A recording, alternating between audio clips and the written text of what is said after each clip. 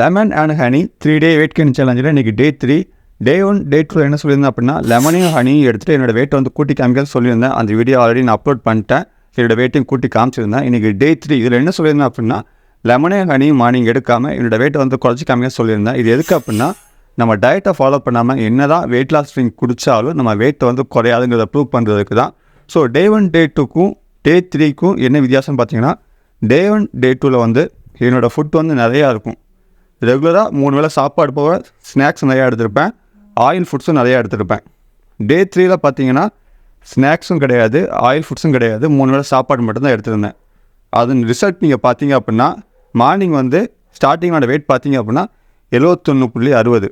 So அதுக்கப்புறம் என்னோடய work out class வந்து ஸ்டார்ட் பண்ணிட்டேன்.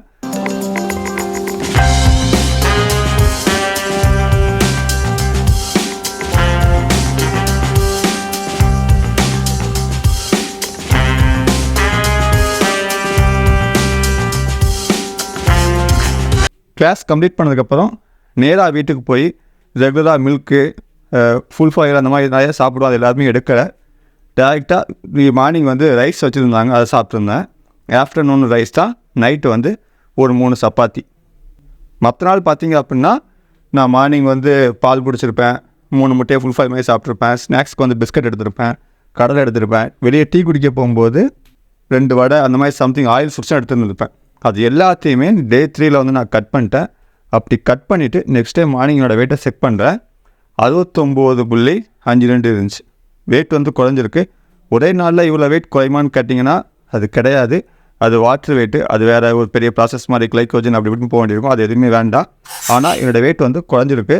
காரணம் வந்து நான் என்னோடய ஃபுட்டை வந்து பாதி கட் பண்ணியிருக்கேன் அப்படின்னா அடிஷ்னலாக சாப்பிட்ற ஸ்நாக்ஸை கட் பண்ணிட்டேன். அதுபோல் நைட்டு வந்து நான் நார்மலாக ஒரு 5 சப்பாத்தி சாப்பிடுவோம் அப்படின்னா அன்றைக்கி சாப்பிட்டது 3 சப்பாத்தி தான். ஸோ என்னோடய ஃபுட்டோட குவான்டிட்டியை வந்து நான் குறைச்சிட்டேன். என்னோடய வெயிட்டும் குறைஞ்சிருந்துச்சு. ஆனால் நான் மேஜராக ஃபேஸ் பண்ண ப்ராப்ளம் என்னென்னு பார்த்தீங்கன்னா எனக்கு பசிச்சுக்கிட்டே இருந்துச்சு. ஸோ நீங்கள் டயட்டில் இருக்கீங்க அப்படின்னா கண்டிப்பாக அது பசிக்க தான் செய்யும், கிரேவிங்ஸ் இருக்கும், எதாவது சாப்பிடணும் போல தோணும்.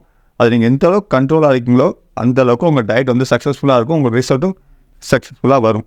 ஸோ எந்த வெயிட் லாஸ் ட்ரிங்கையும் நம்பி நீங்கள் இறங்காதீங்க. உங்கள் டயட்டை நீங்கள் கரெக்டாக இருந்தீங்கன்னா உங்களால் கண்டிப்பாக உங்களோட வெயிட் லாஸ் ஜேர்னியை வந்து சக்ஸஸ்ஃபுல்லாக இது பண்ண முடியும்.